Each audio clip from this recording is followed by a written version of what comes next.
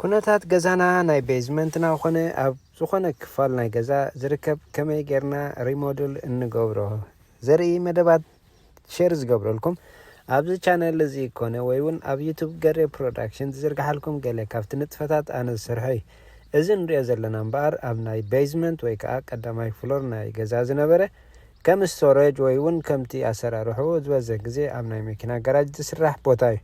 ከምዚ ንሪኦ ዘለና ድማ እቲ ናይ ቀደም ዝነበረ ቦታ ዴሞ ኮይኑ ፈሪሱ ብሓድሽ ኣሰራርሓ በቲ ንሕና ንደልዮ ዲዛይን ጌርና ከነሐድሶ ወሲና ማለት እዩ። ምናልባት ቅድሚ ሕጂ ተሰሪሑ ነይሩ ግን እቲ ተሰሪሑ ዝነበረ እኹል ቦታ ወይ ከዓ ዘይከውን ቦታ ወሲዱ ተሪፉን ስለ ዝነበረ ነዚ ከም ብሓድሽ ከመይ ጌርና ሪኖቬት ጌርና ኣብ ናይ ኣገልግሎት ገብሮ ማለት እዩ። ዝበዝሕ ግዜ ከምዚታት ክህሉ ከሎ ንስተረጅ ንጥቀመሉ ስተረጅ ክንብል ከለና ከዓ ብዙሕ ነገራት ነቐምጠሉ እሞ ካብ ንጥቀመሉ ዘይጥቀመሉ ይበዝሕ ማለት እዩ። ስለዚ ነዚ ፍኒሽ ጌርና ድማ ኣብ ኣገልግሎት ከም ዝውዕል ከመይ ጌርና ንቕይሮ ማለት እዩ። እዚ ክሽነ ባትሩም ሳሎን ወይ ከዓ ከም መደቀሲ ክስራሓሉ እዩ። እሱ ተሰሪሑ ድማ እቲ ንሕና ንደልዮ ዘለና ዲዛይን ጌርና ከመይ ከም ዝመስል ማለት እዩ።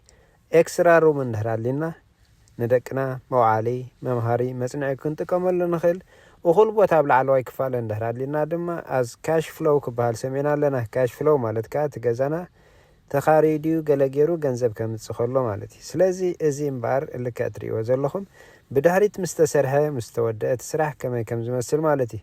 እቲ ክሽነ ሓድሽ ክሽነ ተሰሪሕዎ ሓድሽ ባትሩም ተገይርዎ ከምኡ ድማ እቲ ናይ ሳሎን ወይ ከዓ ሊቪንግ ሩም ክንጥቀመሉ ዘለና ቦታ ድማ ከምኡ ተሓዲሱ ናይ ላውንድሪ ቦታ ላውንድሪ ንበይኑ ተፈልዩ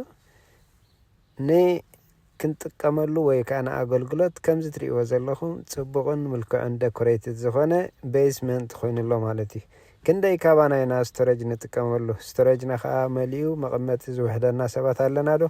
ምናልባት እዚ ብምርኣይ ሓሳባት ንክህልወኩም እምበኣር ካብቲ ዝነበሮ ምስ ተቐየረ ነዚ መሲሉ ኣሎ።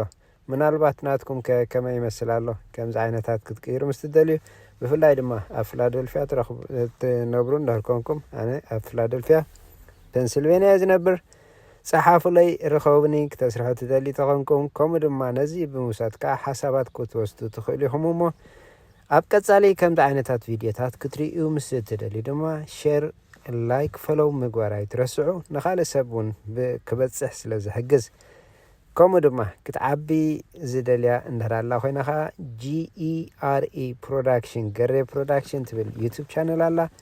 ኣብ ፌስቡክ ዘለኹም ፎሎወርስ ፕሊዝ ኣብኣ እውን ፈሎው ክትገብሩ እሳ ዓብያ ድማ ብዝተፈላለየ ስራሓት ክመፀኩም በኣኻ ተስፋ ይገብር።